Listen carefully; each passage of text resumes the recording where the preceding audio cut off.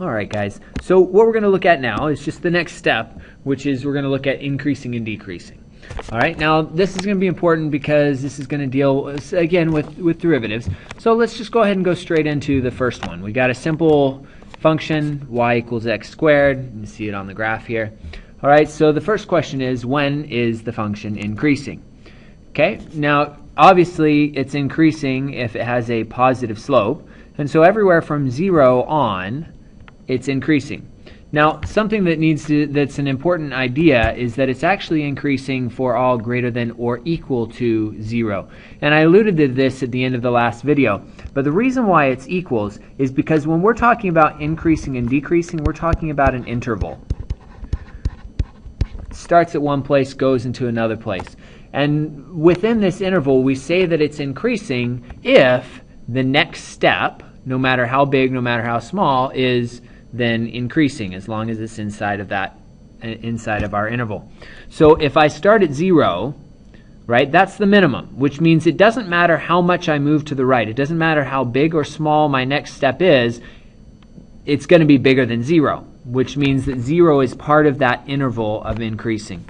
Okay, this can also be written from x, sorry, not from x, I meant to go infinity there. I guess that works. So from, not infinity, from 0 to infinity.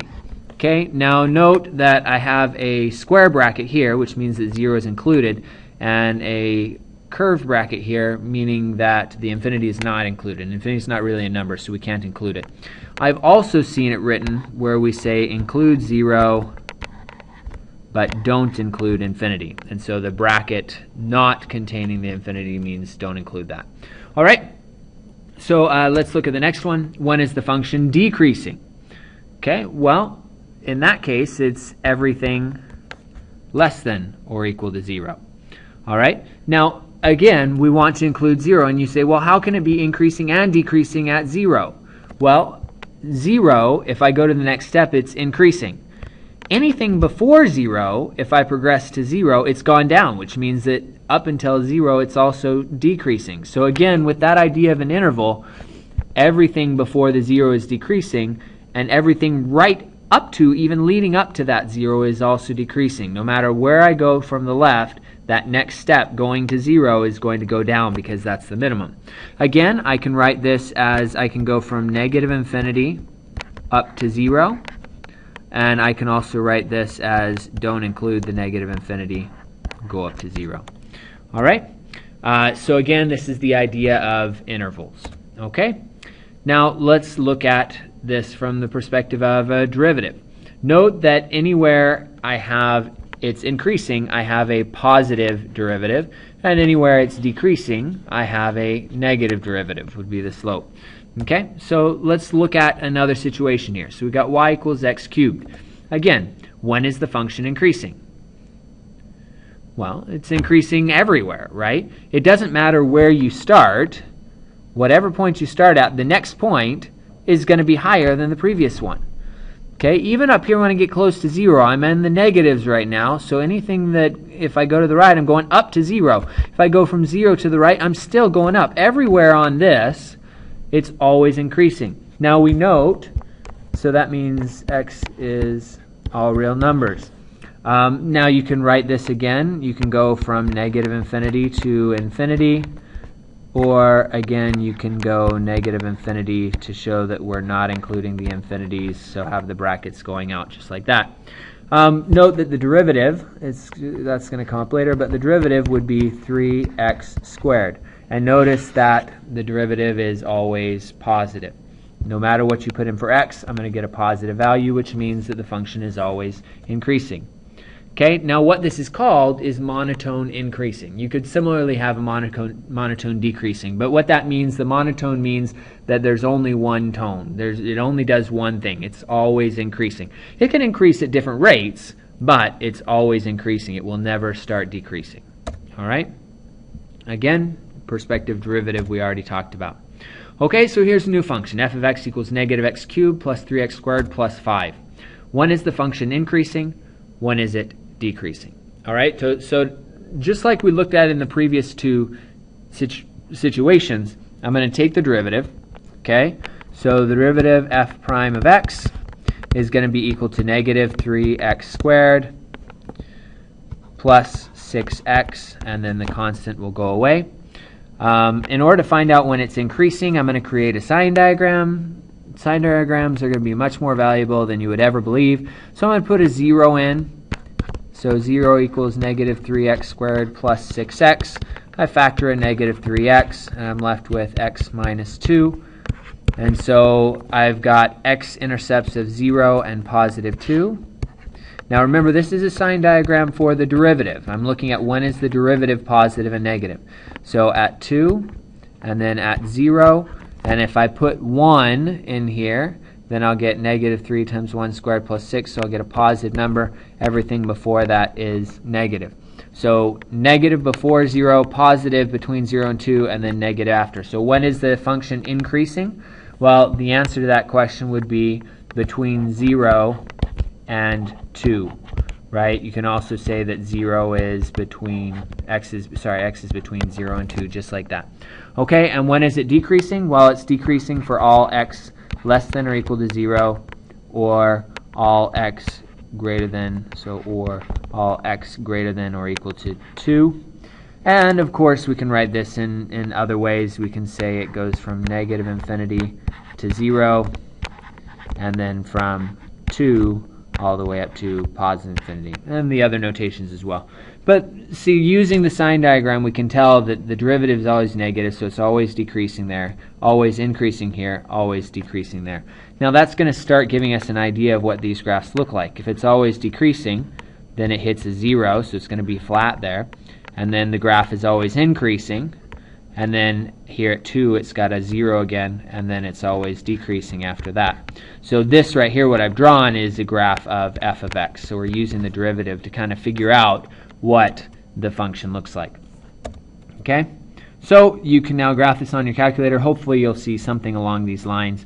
I'm not going to take the time to do that right now because I think you're perfectly fine with your calculators. All right? Note on your calculator you can find the places where the derivative is 0. These are called stationary points. Okay, so the derivative is 0 here and here. They're stationary points because there's no change at that point. The derivative is 0. All right, so you can have a couple of different types. You can have a local minimum. You can have a local maximum. This other one is a horizontal inflection. A horizontal inflection is like what we saw on the previous slide, where you had a x to the third function where you have a derivative of 0 right there at your 0, but it's not a maximum, it's not a minimum. It actually just flattens out and then continues to increase. That's called an inflection. And because it's also a stationary, then it's a horizontal inflection. Okay, let's look at another one. 3x to the fourth minus 8x cubed plus 2. So again, we're going to take the derivative. So actually the question, when is it increasing, when is it decreasing? So we go f prime of x is equal to 12x cubed minus 24x squared. Again, the last term goes away.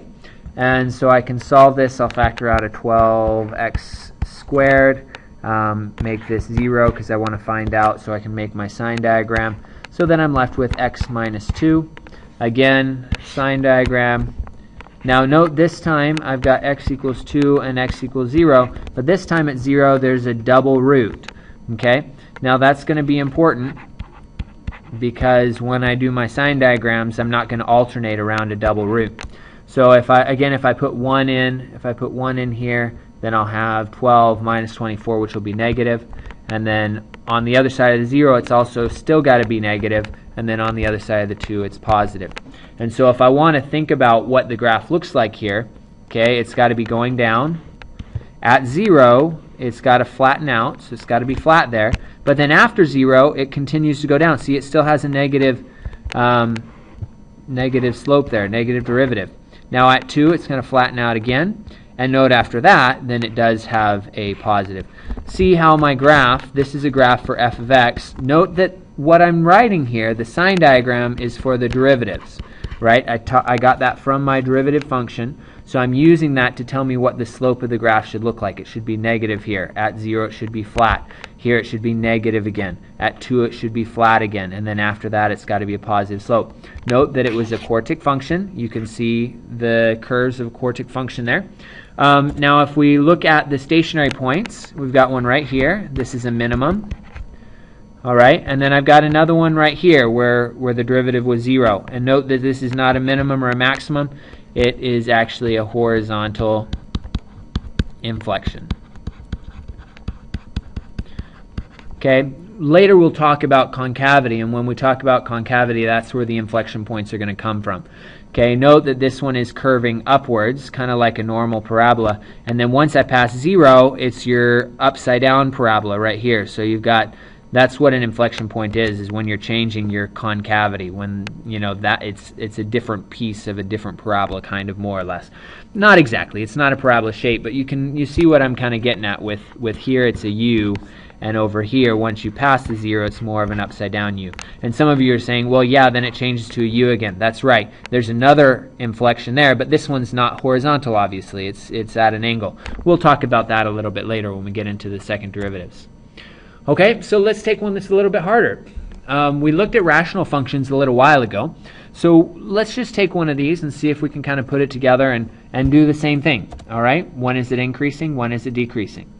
Okay, well, if you remember, the first thing that we did was we found the x-intercepts and the vertical asymptotes. So the vertical asymptotes, if we factor this, is going to be x plus 3, x minus 1. So I've got vertical asymptotes at -3 and 1, and then my x-intercept up here when the top is 0, so bottom of 0 makes vertical asymptotes, top equals 0 is my x-intercept, because if I make this 0, multiply by the bottom, that then becomes 2x minus 3 equals 0, and then I can solve, which then gives me x equals 3 over 2.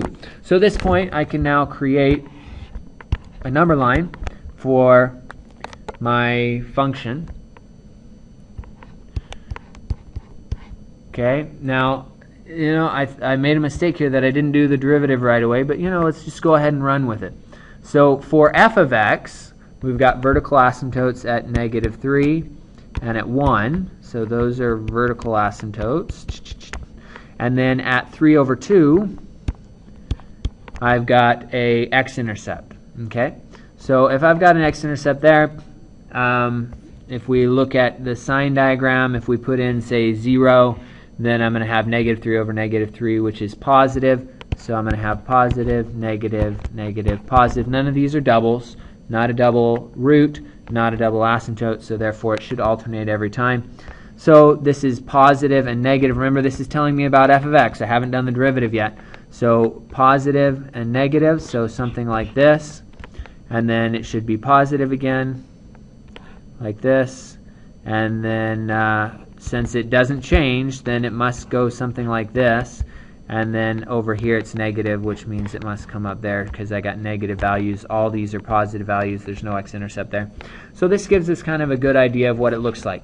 But with the derivative, we'll have a little bit more detail.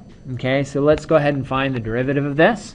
So to get f prime of x, we're going to need to use the quotient rule. All right, so we'll call u is equal to 2x minus 3. And then I've got v, which is x squared plus 2x minus 3. All right, and so then I'll take the derivative of both of those. So the derivative of u will be 2. And then the derivative of v will be 2x plus 2. And so at this point, I'm ready to plug it into my quotient rule formula. So if you know what that is, great. If you don't, go look it up in your equation packet.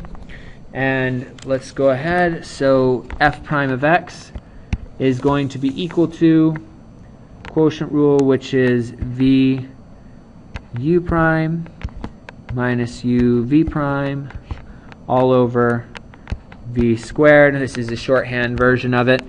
So we got x squared plus 2x minus 3 times u prime, which was 2.